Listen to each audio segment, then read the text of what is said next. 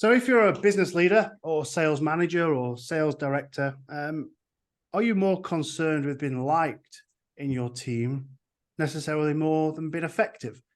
Does it feel like you're people pleasing all the time? I know it's quite common in the rooms we work in and the businesses that we speak to that this is the case. Gartner tells us that effective coaching can lead to an 8% improvement of sales professionals, yet 42% of those professionals don't have dedicated coaching from the management. So majority of people don't have a coach at all. Chris Marr, who's joining me this afternoon for a talk around coaching and the impact it can have, is a renowned coach. He helps business leaders recognize the value of coaching for that impact and results for the clients and their teams. But what makes a good coach? Can anyone be a good coach? And when is the right time to either become one or request the work and support from one? So we're going to unpack all sorts around this time together. Chris, I'm delighted you're here. We're going to share some of your framework around the mindset, status, work, and mastery of coaching. But please tell us about your work. How did you get to where you are? Who you help, and what do you do? Welcome along. Yeah, thanks very much. I think the best place to start is with the book over your shoulder there, They Ask You Answer. So Marcus and I have worked together for more than 10 years now. And so my work, for the most part, has been about teaching and coaching and guiding people with the principles of They Ask You Answer, right? That's like where the majority of my coaching took place within that space, right? So B2C companies, B2B companies, but always working with businesses, leaders, and essentially implementing that. So I'm an expert in They Ask You Answer through and through. But that also was like the foundation for my reps as a coach as well. So over the last 10 years, more so I would say the last 4.5 years, has been like, that's where the thousands of hours of coaching came through. So that's just great that the book's there. It's positioned really nicely. I don't have to explain it to people sitting right there. And I know you've interviewed Marcus before. So I work with Marcus at a company called Impact, and we work with businesses, all different types of businesses from all different industries, to teach them how to be successful with They Ask You Answer, right? To help them to be more successful with their digital sales and marketing and ultimately own it for themselves. And so that's where coaching came into this work was, long story short, was like a traditional marketing agency is someone that you would outsource to, right? You would hire that agency. They would do your blogs, your emails. They would do all the work for you. But we are the exact opposite of that. We teach companies how to own it in-house for themselves. So we hire the people, we coach them, we train them. And that's where the coaching model comes in. And again, where I cut my teeth, did all my reps, learned all my mistakes, and became the coach that I am today. Brilliant. And just with the book, the framework, the mindset, status, work, mastery, and the choice, it's a very clear framework that's very well highlighted in the book. Is that your framework that you devised from, as you say, the reps that you've put in? Is that where that came? Right. The framework is, the book. So the great thing about the book, Become an Authoritative Coach, is like that was if you picked up that book today and read it, that is like the outcome of all of that coaching that went into it. So I guess a big part of the journey was figuring out, well, what does it mean for me to be a good coach? So I had to do, like I said, I had to make a whole bunch of mistakes. I had to be punched in the face a few times, right? I had to make some big mistakes. Clients hated me for it. They sacked me for it. I've done it all, right? I've been through it. I've been through all these different experiences, which then got me to a place where I was able to actually think more deeply about how does somebody go from being a people pleaser, somebody who that people pleasing is ultimately a weakness because they can't be a great coach, and because they can't be a great coach, they can't get their clients to do their best work. How does somebody go from that position to a position where they're more able to hold their own authority and credibility, and to be able to create the right type of status as a coach with a client, so that like they might not like you, but they will do the work. They will do their best work. And that's a big part of being a coach, is being able to see the potential in people's potential that they can't see in themselves, and being able to draw out of them, right? So they can do their best work. And oftentimes, you just aren't going to be able to do that by being nicey about it all the time and letting them do whatever they want. You have to call them out when they're making mistakes. You have to be able to walk into difficult situations, difficult conversations with your clients, and be able to work through it with them, with this idea that we will work through this together, because we'll be stronger together when we come out the other side. So the framework was just really me thinking through essentially reverse engineering the process that I've went through myself, right? How did I get there? Well, yeah, it's a big part. It's about the mindset. The mindset leads to, you get the mindset right, leads to you building your status with the client, right? Once you've got the status, you have to coach, right? You've got hours and hours and hours and hours of coaching. So the work, the questions, the like, how do you ask the right question? That's a big part of being a great coach, right through to making the choice. Is this the coach that I want to be? Do I want to be, like, figuring out what it means to be a coach? Yeah. I think sometimes coach can be used in from my experience observing the teams and businesses we work with, and my own either receiving or giving coaching. It can be a word that's thrown around a bit loosely. I think people think they've been a coach when really they've been anything but, and people think they're receiving coaching when they're receiving anything but. And I just wondered, to kick us off around this definition piece, I mean, what do you think the differences are between a coach and a manager and a consultant? Yeah. Where does coach fit in this professional service? The best way to think about that, well, there's it's a big question, right? But and I think it's a very valuable question, something that we should ask ourselves. And I think this is like potentially the opening chapter in the book, if I'm remembering correctly. I should probably know that, right? But I think it's like right at the beginning, it's like, what's the difference between a consultant and a coach, right? The best way to think of this is like, who's the hero in all of this? Who am I doing this for, right? And if you're like, right, I'm doing this so I get what I want out of this, then you're not a coach, right? You're a lawyer, you're an attorney, you're a solicitor, right? You're asking all these questions, but ultimately to manipulate someone to do what you want them to do, right? A great coach makes the client the hero, and a great coach is going to ask questions and leads with like this level of curiosity where they want the client to be the hero of the story. The coach isn't coming up with all the answers. They're actually delegating the thinking to the client, right? A lot of coaches that I've worked with are actually consultants. They are doing all the thinking. They think they need to come up with all the answers. They think that the value that they bring to the client relationship is knowledge. Like, I know all the answers. They get anxious and nervous when they're meeting their clients because they're like, what new thing can I bring to the table? What's a new lesson I could teach them? A coach doesn't behave like that. A coach steps in and says, what do you want to spend your time on today? What's the biggest challenge you're having right now? Why do you think that is? Where do you think? Why am I only finding out about this just now? Like, a coach is digging, is curious, is not trying to save you from your own like difficult feelings, right? A lot of coaches, again, who are trying to be great coaches, will sweep in and try to save the client from the problem. But actually, I want them to sit in it, to understand it.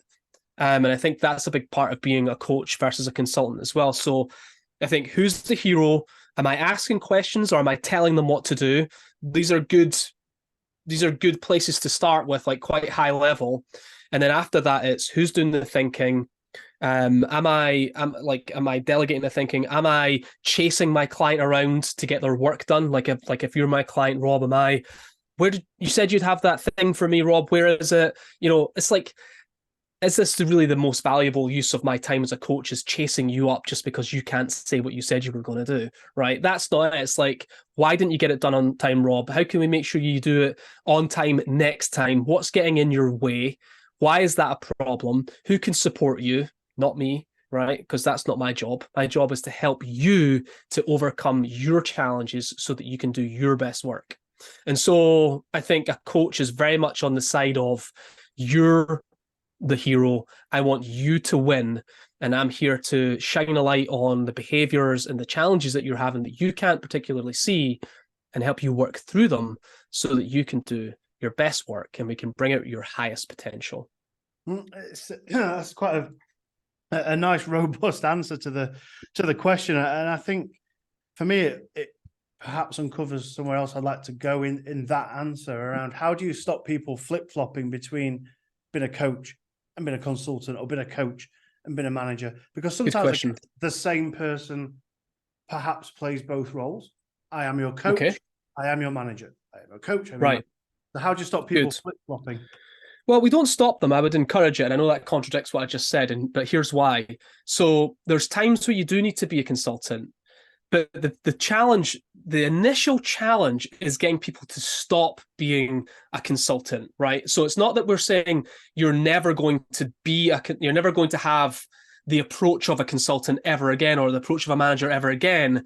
But we have to swing the pendulum so far to the other extreme to break them out of these bad habits of here's giving people the answers and advising them all the time.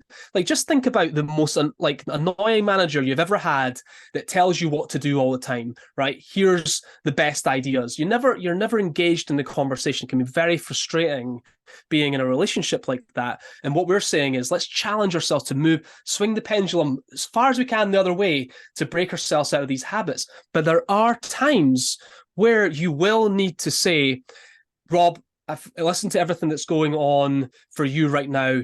Here's what you need to do. That's the consultant. But there's you ping pong between them. But I would say that you're heavy on the coach and very incisive about when you want to be the consultant. And that would be, here's what you need to do next. Because I've been here before many times and you haven't, here's exactly what you need to do. Do you agree? Is that something you can commit to? That then opens up another coaching conversation, right? Because it'll be actually, I don't see it like that. Oh, tell me more. Right. So now we're into something, right? Now we're building a relationship. Now we're getting to know each other. So I think there's times to be a consultant, but like I said, we're trying to break people out of it into thinking more coach-like. Similarly, right? Managers, when are you managing, right? Managers, if we do it in the context of sales, it's let's sit down, Rob, today, and let's look through your pipeline, right? Pipeline management, right? We're managing the sales process, right? But that could easily change into a coaching conversation. Rob, tell me about Mr. Richards here. What's been happening there? What would you say is your biggest challenge with Mr. Richards right now? What does support look like from me? Okay. What's the next steps look like for you, Rob? You're owning the solution now. I'm not coming in saying, right, Mr. Richards has been on the deck, been on the board for 2 whole weeks now. That's unacceptable. I need it moved today. And instead, I'm saying, what do you think we need to do here, Rob? Do you think there's still a deal here? So it's I want you, I'm not coming in to save the day. I'm coming in to empower you and enable you and support you so that you can be the best sales professional that you can be. It's not about me, right? And this is the biggest hang up with a lot of sales managers and in sales in generally, is you've got to let go of the need for you to have the answers, the need for you to be right all the time, and the need for it to be about you, the superstar sales manager. You will shine because your team are high performing. And you're not going to be a high performing sales manager if you're constantly trying to save your team from making mistakes. They have to make mistakes so that you can go back and say, what do you think went wrong? What would you do next time? Let's practice it. Right?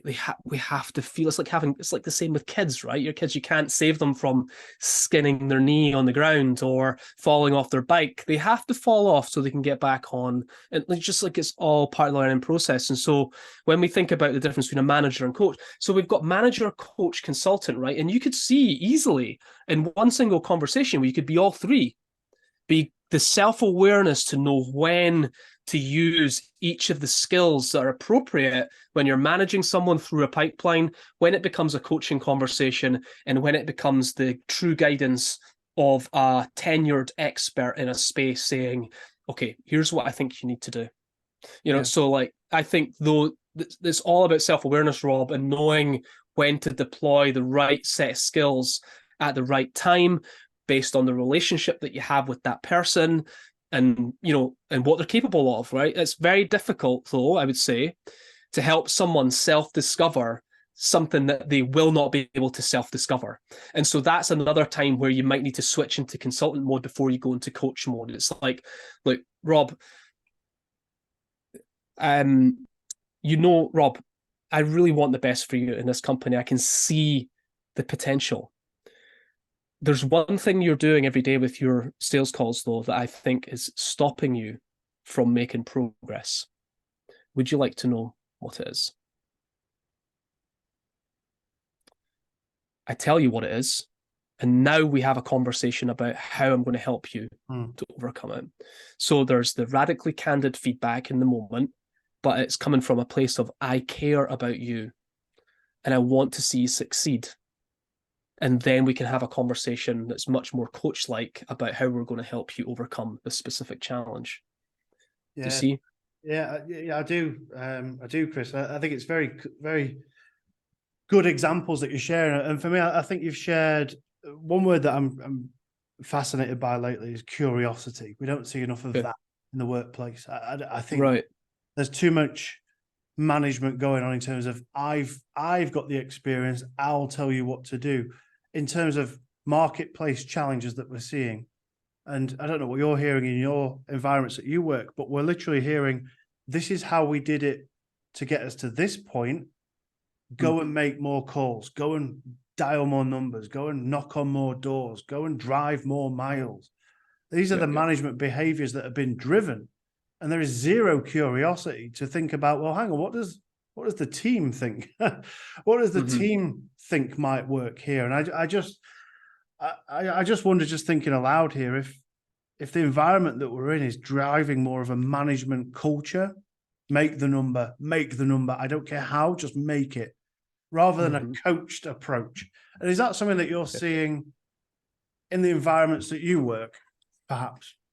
Well, I mean, generally speaking, I would really wish that people had more of a coach-like mindset when it comes to working with their teams.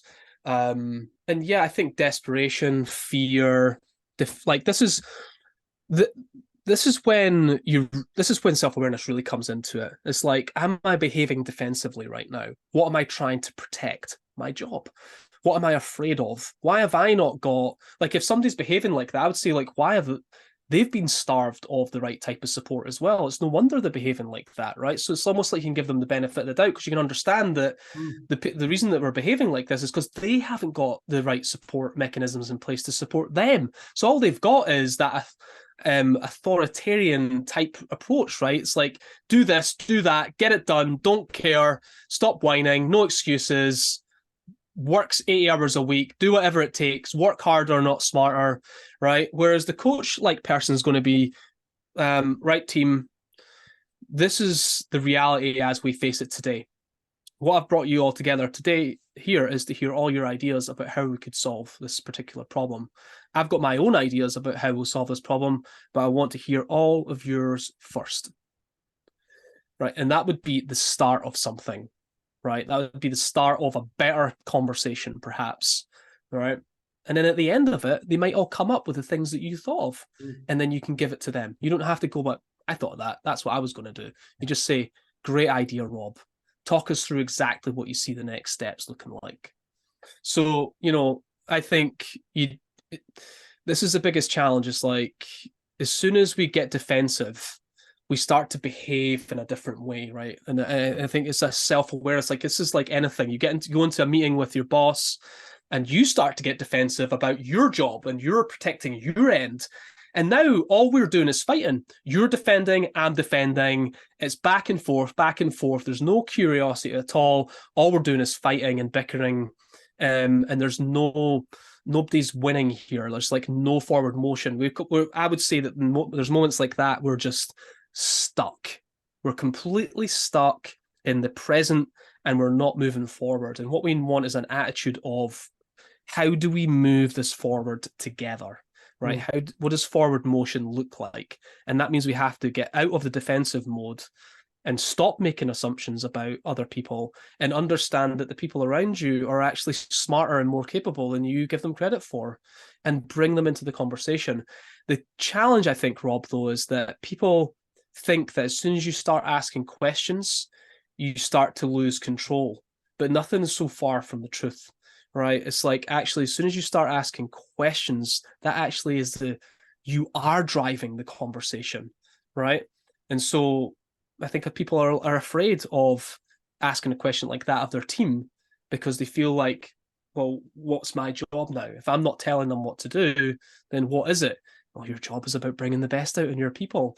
That's your job now, right? It's like, you've got to see that there's a better way to operate as a manager with your people. And I guess it exposes potentially some real vulnerabilities, which I guess touches on the mindset part Right. of your structure. You know, why on earth would I be a coach in the first place if it exposes such vulnerabilities in me? I'll stick to what I've always done. And is it a choice of being liked versus respected? Well, this is a great. Yeah, I mean, if you are look, this is a great. It's a great context, actually. It's good to probably have a bit of fun with this, but like in every sales team, there's I don't want to generalize here, but let's just take a hypothetical, right? So let's just say, for example, we've got a sales team of 10 people, and out of those 10 people, 2 of them are the highest performing in terms of revenue, right? But they're also the most toxic on your team. Okay. Everybody knows why they're there, because they get the deals, but they destroy everything else in the wake, right? Everybody else, they're not team players, right? They get away with it because the manager allows it. Okay. Now, this is a great example because the manager won't tell them what they're doing wrong, and they won't deal with the toxic behaviors because they want to be liked by them, right? But by being liked by just 1 or 2 people in a team, everybody else hates you because you won't deal with it, right? So you can't be liked. You simply cannot go into this world and be a leader and be a coach in any team setting or as a freelancer and expect everybody to like you, right? Because as soon as you try to get one person to like you, the other people hate you because you're behaving in that certain way over there, right? It just doesn't work. And so in order to do that, though, if you really wanted to be successful at being liked by everybody, you would change who you are for every single person that you're coaching. I need to be a different person every time. Then you have to ask yourself, why would someone trust someone that's behaving differently with every single person, that changes themselves? You never know who you are with them, right? And you think, who are the people that I respect the most in this world, right? You know who they are. They live with a sense of value. Like, they've got these values, right? They don't change themselves for people. You just know where you are with them all the time, right? Those are the people who respect, that they work hard and they have a sense of purpose in their lives, right?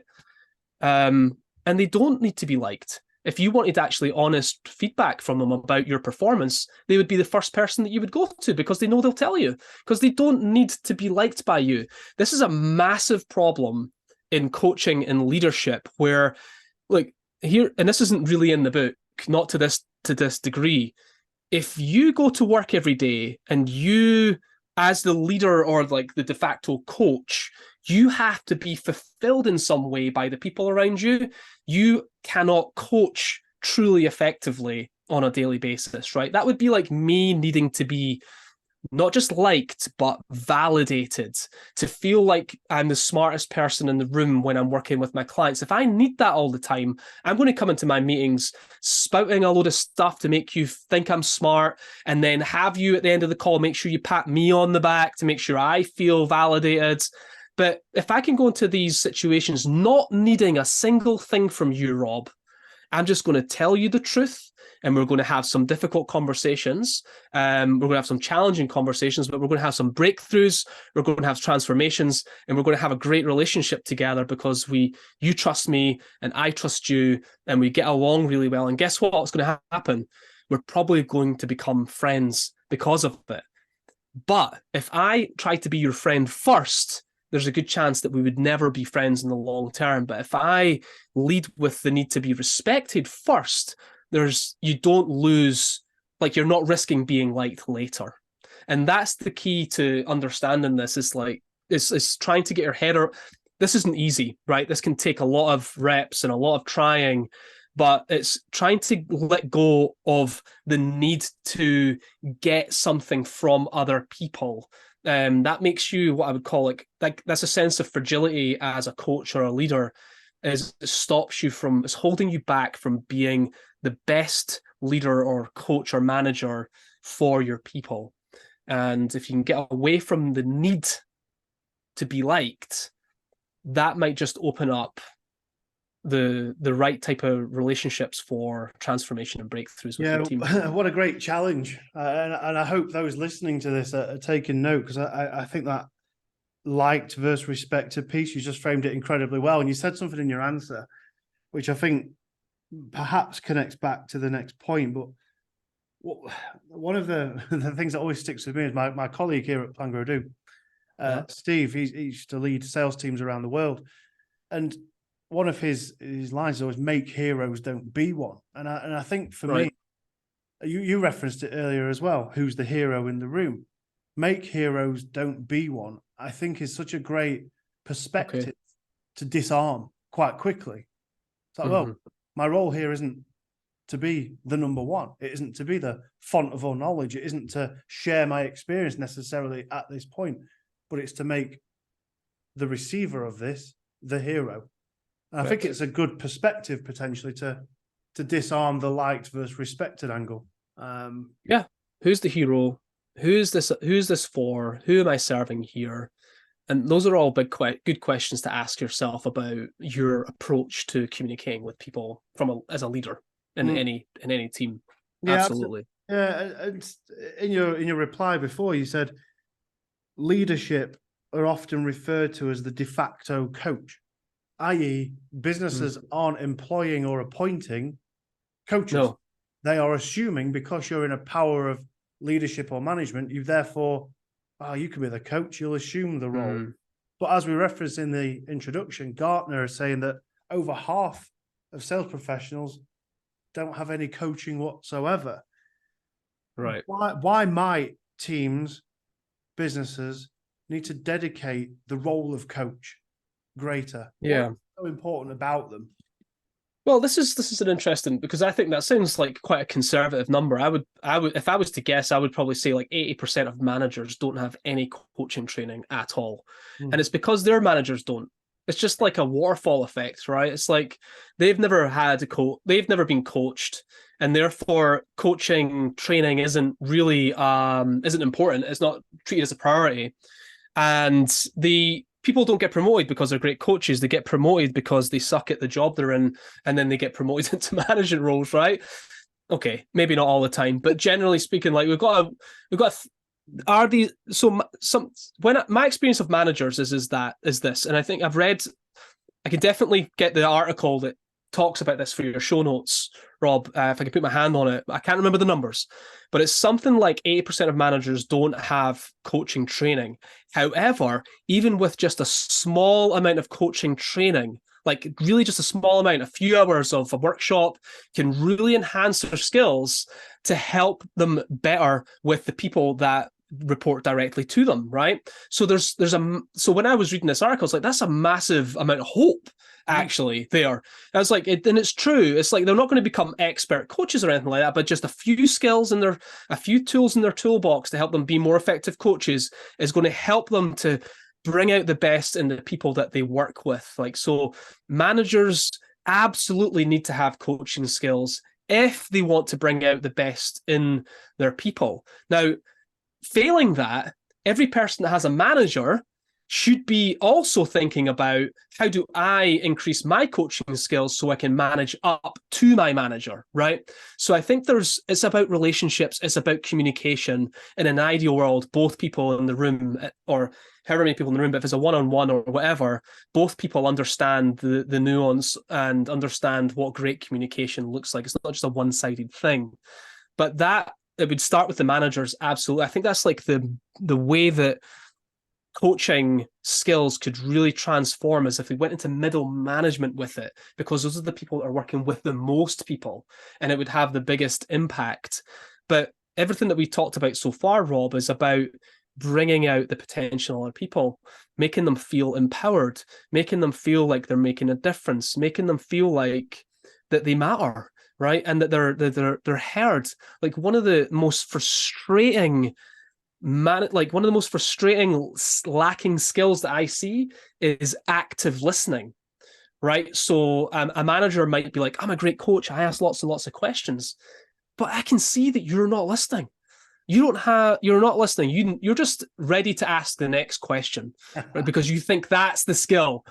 Great coaches ask great questions. Fantastic. Yeah. Great coaches ask great questions, and the questions are great because they listen to what was just said, and then they ask a relevant question about what was just said that helps to go a little bit deeper, to take it a little bit further.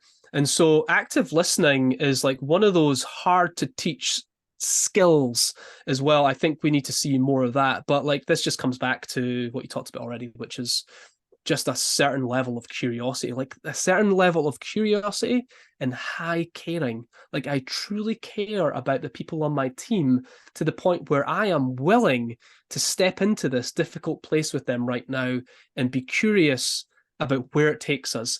I don't have the answers. I don't know where this is going to go. I don't know what the solution to this problem is, but I'm going to go there anyway.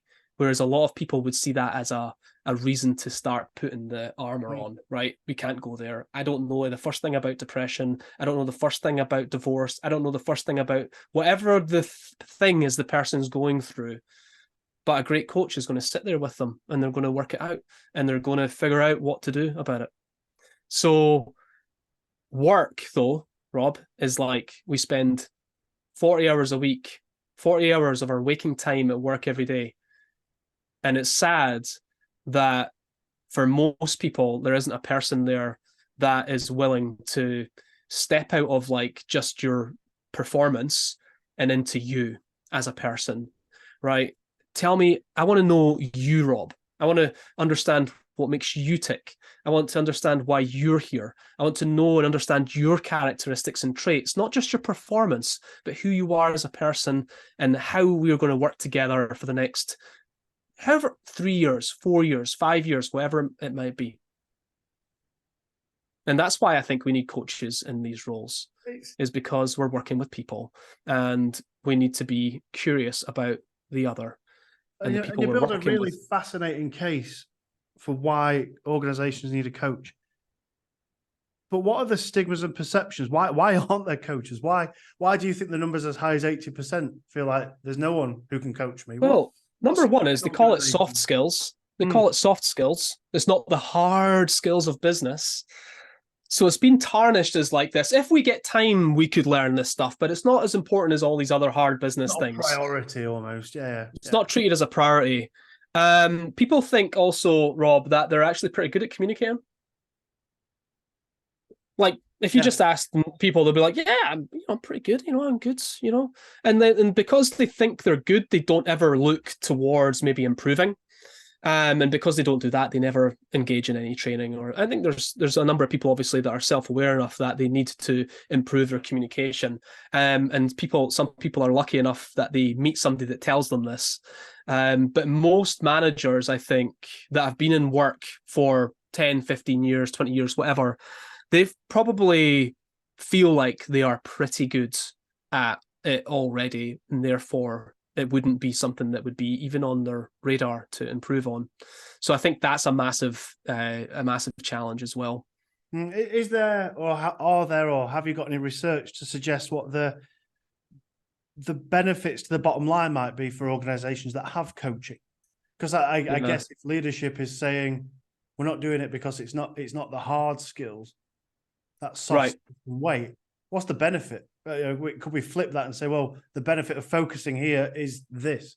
Is there any research that you can... Well, it would be, I don't have any research front of mind that I can pull on that would be like a hard number or anything like that. The but the business case for it would be different, I think, depending on the type of coaching you're getting, like what it is you're getting coaching for.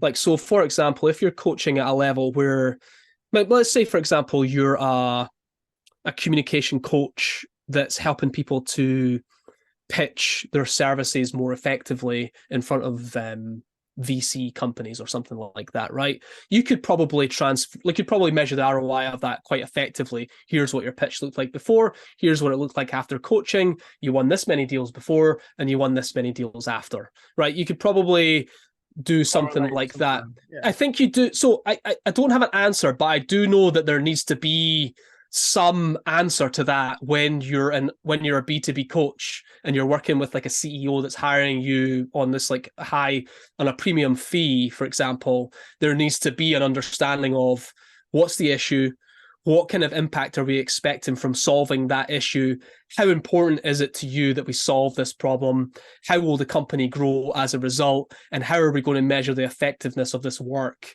as we go, like what does progress look like? And so again, we're back into a coaching conversation, right? But like and a lot of that is actually in the book about, and so like, you know what, to answer your question in a more authoritative coaching answer, the answer is that you need to have that discussion with the person that's hiring you so that you can figure out that they are actually ready for you to be their coach. So like the sort of meta level answer is, if you want to figure out what the ROI of coaching is, you need to get the person that's hiring you to tell you what the ROI of your coaching services is going to be, because they need to know that. They need to tell you why this is so important.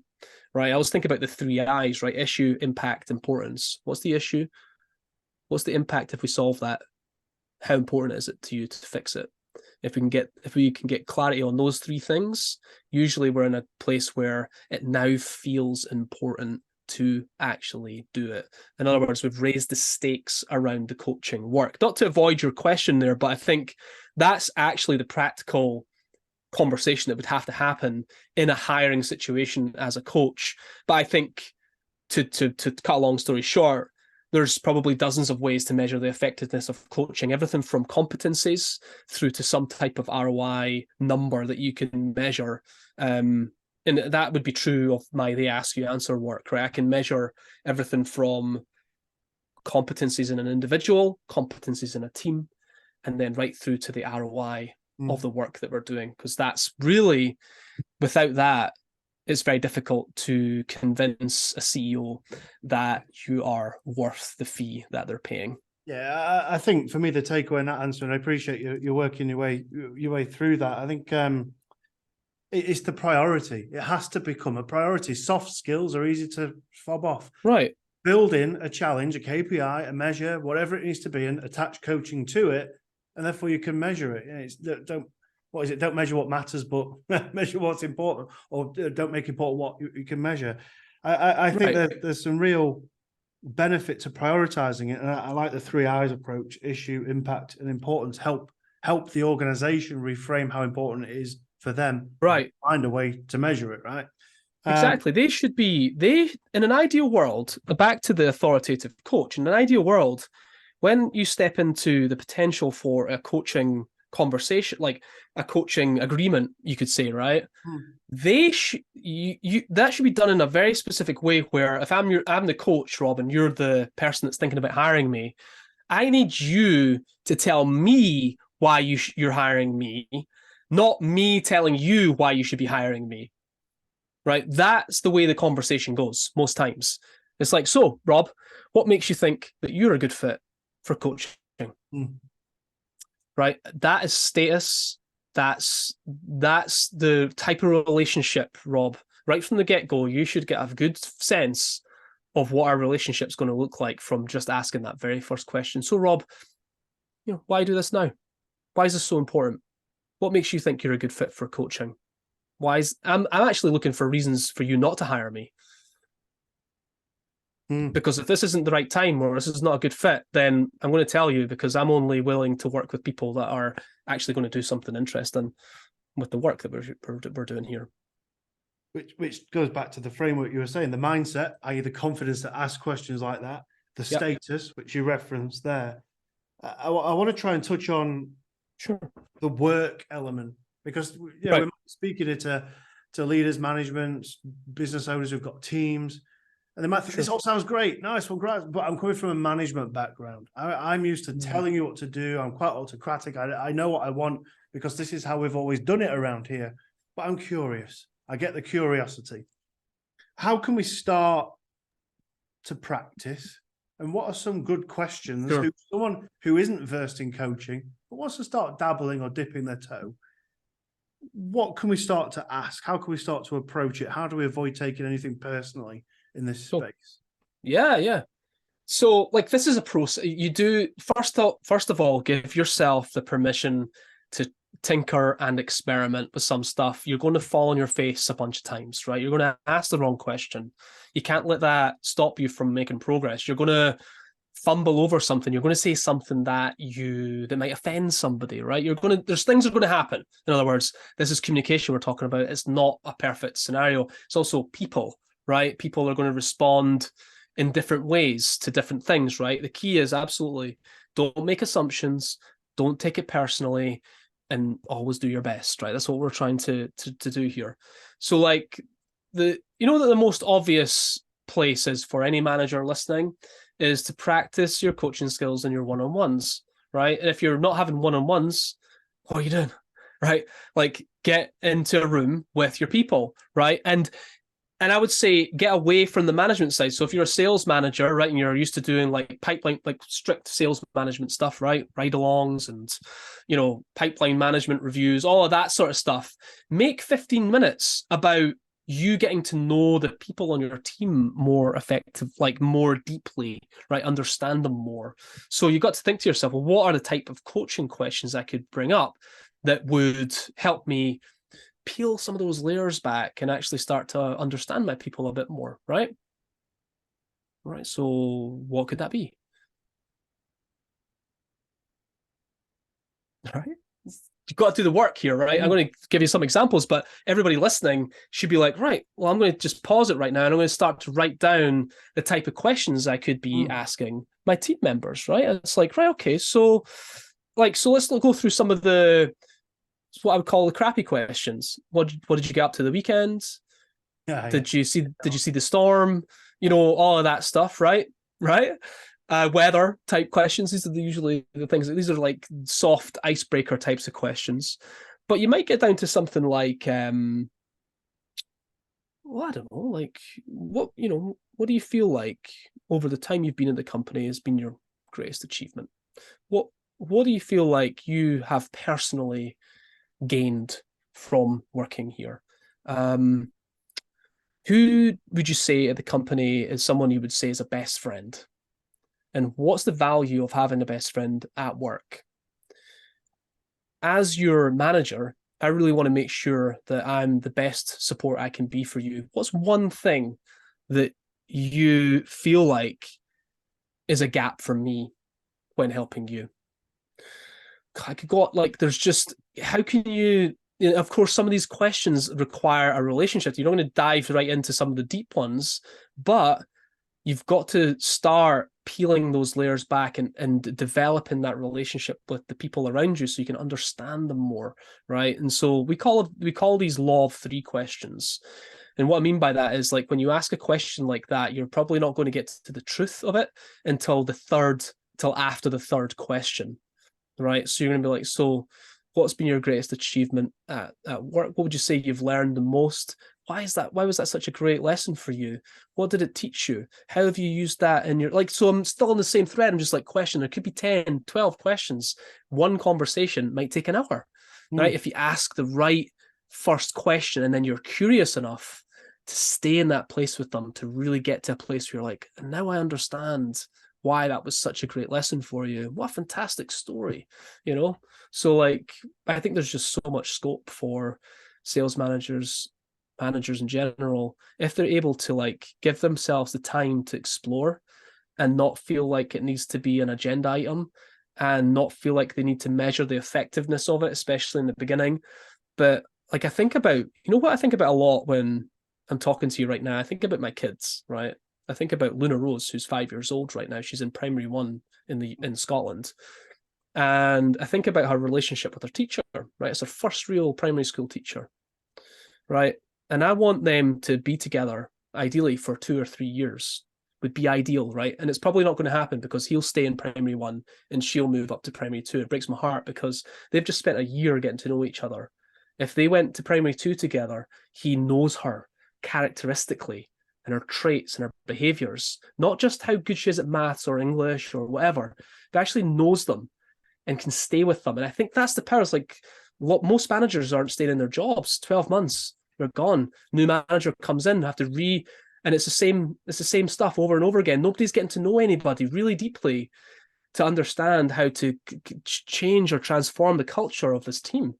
And it's just management. It's just ticking boxes. We're spinning our wheels.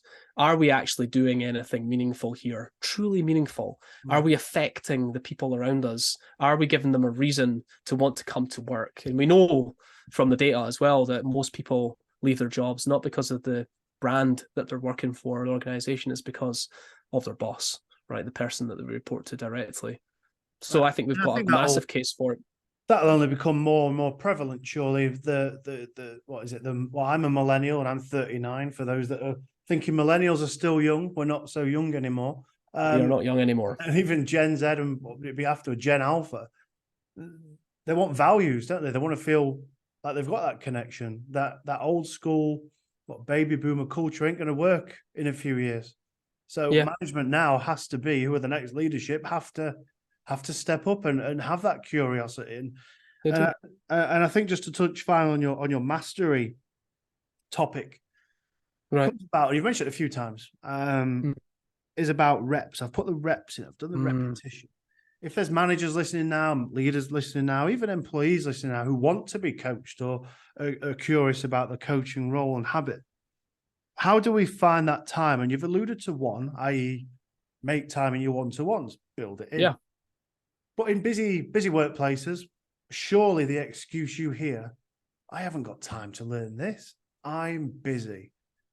How do you start to reframe the perception or challenge people to make the time in their busy days? Because they are busy. It's not a lie. So how are you overcoming that challenge when people say, I just haven't got the time? Well, it's not a priority. That's the key. Right? If someone says they haven't got the time, that's just simply not a priority for them. Like I just feel like that's the answer to that question. But like, I think comes back to what we talked about already. It's like, well, I haven't got the time. Well, okay, Rob, well, it's obviously not important to you then to really deeply understand your people then, is it? Oh, I never said that. Well, what are you saying? Is it important enough for you to make the time? Right. So like this is a very radically candid conversation you would have with somebody, I think, that just to kind of to get them, we call it the flinch, right? It's like you got to get somebody on their heels very quickly here. They're used to saying things like, I don't have the time. You know what we never talked about as well is a lack of accountability, right? A lot of managers get away with it because they don't have accountability or enough accountability as well. So as soon as somebody comes in and says, I don't have the time to do coaching with my team, well, it mustn't be important for you to get to know your team members, then that's what you're really saying. Oh, I never said that. What are you saying exactly? Because that's what I'm hearing. And so this is like the flinch effect. It's like, oh, wow, nobody's ever talked to me like that before, right? It's like, well, suddenly we're into a conversation that's slightly different than what you've had with your boss or your manager. That's a great thing about being a coach, actually, coming in from the external. Is like, I don't really have to explain myself to anybody. I don't have to justify myself to you. I have to find a way for you to figure out what is important to you, right? And so I think there are a lot of excuses for doing many, many things, right? It's about being able to snap into a coaching conversation as quickly as possible there, Rob, to figure out why that's their default excuse. Right? I guess what we don't want people to do, because if it touches on vulnerability, which is a raw emotion, which probably triggers things like fear and staying in my comfort. Yeah. We don't want people doing this in secret. We want them to own it a little bit. I really like the idea of doing it, practicing on your team live. Any other ideas about how you can find the time or get permission or raise it as an idea? Because my God, we speak to so many companies, as I'm sure you do, this is a whole new concept. Right. How can we take baby steps? Maybe some takeaways for the listeners. How can Yeah, I we think baby there's steps to get started? practice is hard. It's not hard. It's easy to do. Like you need to open yourself up to like, right, I'm going to ask today when I'm walking around the office, I'm going to ask a question maybe that I've never asked before. Right. I'm just going to see how it goes. I'm going to go on a ride along with some of my team today and on their sales calls or whatever. And I'm going to ask them something that comes from a place of curiosity, like genuinely, like you might be watching somebody's call and you go, like, I wouldn't have done it like that. But instead of going, I wouldn't have done it like that, here's how I would have done it. Hey, Rob, help me understand something. When that person said that thing, you said this. Why did you, like, what was it you were thinking, right? Just genuine curiosity, better questions, right? There's just so many opportunities to practice better questions and more curiosity, and almost like even if you have to physically do it, bite your tongue before you start jumping in and making assumptions about what's going on for somebody else. So you could do it in the really minuscule activities that you're doing every single day. You can do it with your boss. You can do it with all your team. Heck, Rob, you can do it at home. You can do it with your partner. You can do it with your kids. You can just have a genuine level of curiosity across the board. In fact, there's in some ways no better way to do it with your kids, because how many questions do your kids ask you, right? So there's loads of opportunity. It's just if you read my book, perhaps you read like Michael Bungay Stanier's book, The Coaching Habit, for example. These books hopefully will inspire you to want to try to be more coach-like. And you'll start to see where it's pressing your buttons. Like, oh, I got defensive there. I wonder why that is. What is it I'm afraid of, right? What am I worried about? Like, why has that triggered me? Right. And now you're starting to get a bit more self-aware. You're starting to understand yourself better. So if there's a case in here for if you want to even understand yourself better and you want to grow, then part of being a great coach is uncovering a lot of that. In fact, if you read my book and you get to the very end, there's a story in there about my journey. I didn't think I was going to be able to cut it as a great coach. And it took me going into the depths of myself to realize that actually I was letting my ego drive me. I did have the need to have all the answers. I did want to be the smartest person in the room. And I had to chip away at all of that and let go of it all in order to bring out my potential as a communicator and as a coach. And it's hard work. It really is. But it is truly worthwhile. It's truly life-changing. Only if you let it affect you, right? That's what it's all about. And there's no better way than having breakthroughs with people when you start to see, like, wow, that was incredible. Look at us. We're both crying in the office here. I can't believe, we've just had this break. You'll have these breakthrough moments and you'll realize that this coaching skill is truly priceless when it's used in the right way for the good of the people around you and yourself as well. Brilliant. Listen, Chris, I think that's a real call to arms for the power of coaching. And thank you so much for sharing that. And you've referenced, you kindly referenced Michael's work. The Coaching Habit is a super listen. I've gone around that a few times and recommend that. Obviously, the work of Marcus Sheridan and they actually answering the Impact group, who you are a coach within. But also give us a shout about your work again. Where can we connect with you? Where can we learn more of sharing your passion around this topic? Because it's infectious. So where can we find out more about the work that you do? Tell us more. Well, the best thing to do, obviously, is pick up the book. That's the cheapest, easiest, fastest way to learn what I've learned over the years. And it's a short read, right? Short chapters, very easy to take it on. So the Become an Authoritative Coach, the book, you can get that on Amazon. That would be the best place. And then if you want to connect with me, just type my name into LinkedIn, type it into Google, you'll find me there. And if you want to get my most latest writing, the stuff that isn't in the book, the stuff that's coming out after the book, then the authoritativecoach.co.uk is where I do all my writing, and you can subscribe there and you can become part of the community and all that good stuff. So that's the best. Those are the best, quickest, easiest places to And I'll include all those links in the show notes. I think you're going to share with me a research link as well to help. Yeah, I'll do that. Conversation earlier. But Chris, listen, it's been a pleasure to chat. I feel like we could chat all evening. Yeah, there's loads to this. Yeah, it's been great. Somewhere, Chris. Yes. We'll follow up sometime, because I think there is so much to unpack around that. And thank you for introducing the concept of coaching, the importance of it, some of the skills we can have, and how we can make the time to be a better coach. Really appreciate your time, Chris, and look forward to following your journey beyond here. Thanks, Rob. It's been great. Loved it. Take care, dude. Bye-bye.